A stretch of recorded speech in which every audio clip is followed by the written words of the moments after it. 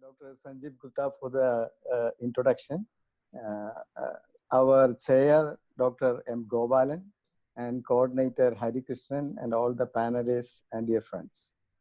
I first of all, I congratulate the IME for organizing such a series of webinars on a very relevant subject. And I also thank them for inviting me to have a talk on this webinar. And my topic is regarding the gap between the healthcare cost and technology.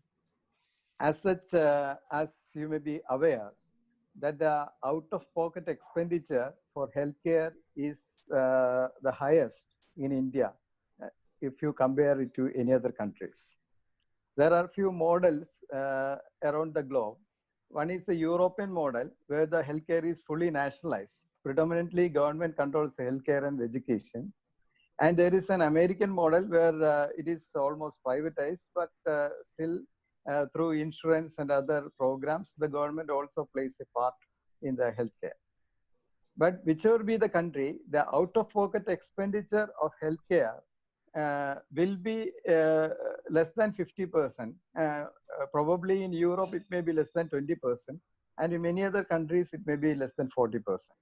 And even the developing countries, it may be less than 50%. But in India, the out-of-pocket expenditure is 80%. That any person has to spend 80% of the healthcare cost from their pocket.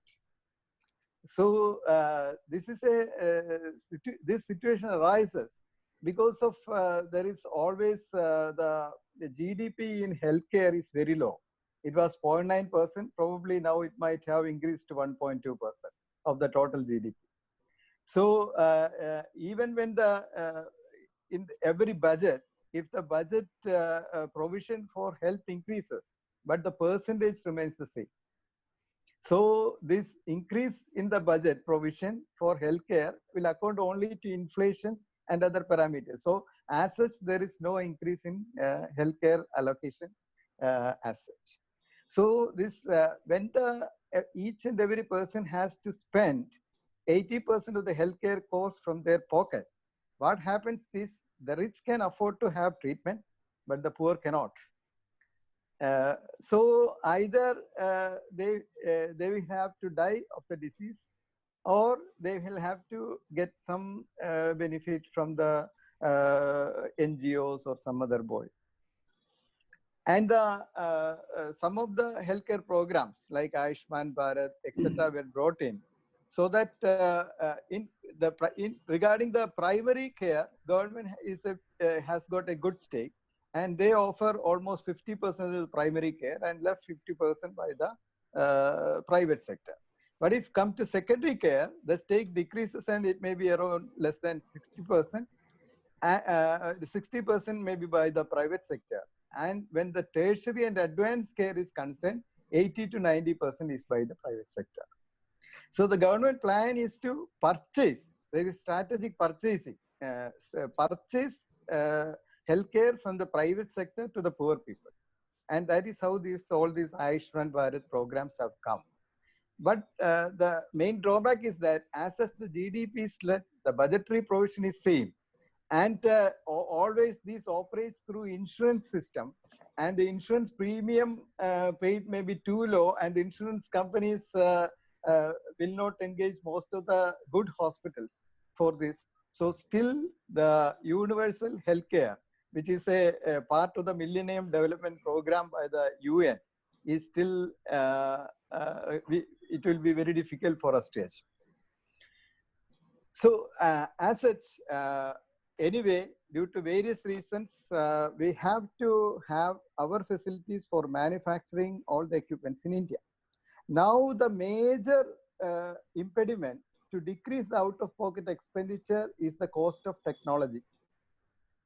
When it comes to any treatment, the cost of technology is high. The investigations, the scannings, all the equipments which are being used, and 90% of them are imported.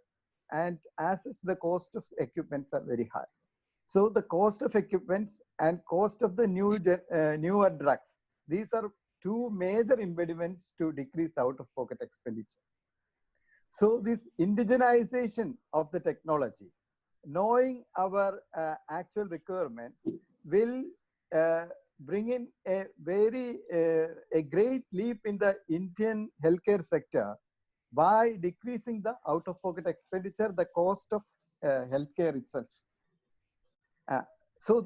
For this, we have to have a very good planning regarding what all types of technology is required, what all things our country is required. Because many times, many of the equipments are being thrust upon our healthcare establishments, because probably they might have designed for a different culture, probably they might have designed for a different use.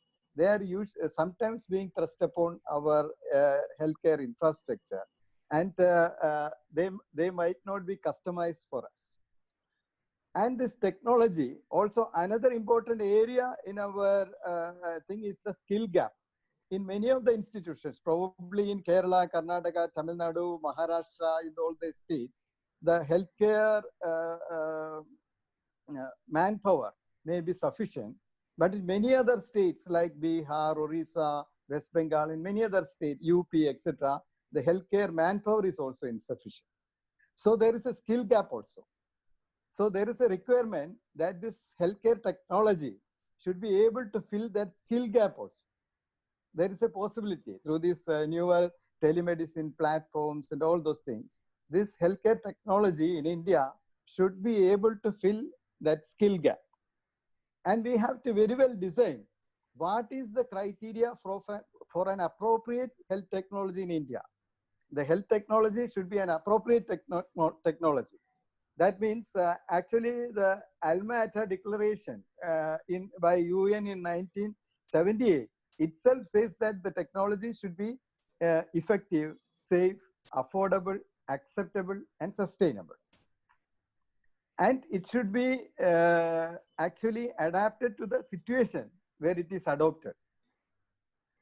And also there should be engagement with intermediate technology. Intermediate technology means it is between the artisanal technology and the industrial technology. In our country, this intermediate technology has also got a very big role, because that is probably, it may be simple, effective, and cheap and sustainable. So when you consider our technology, we have to consider both this intermediate technology and higher technology.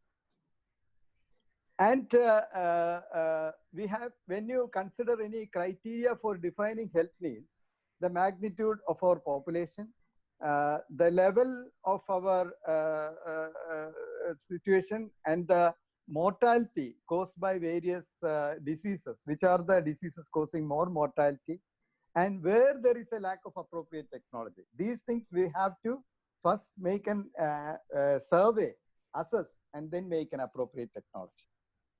And as such, there was a discussion here regarding the diagnostic, molecular diagnostic, and in all these areas, there should be a strong public-private partnership.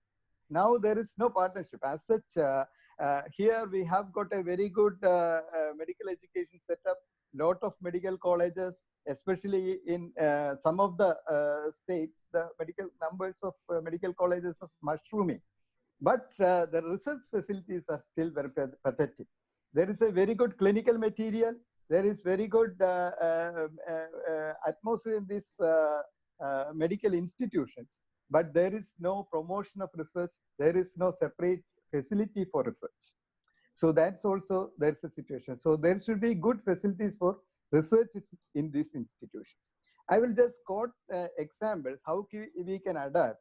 For example, even ventilators, if you consider a ventilator, actually in 90% of the situations, example in trauma, in many of the situations where ventilator is required, the basic ventilatory setup will do the work. So there are situations in which the institutions are forced to buy very high-end ventilators.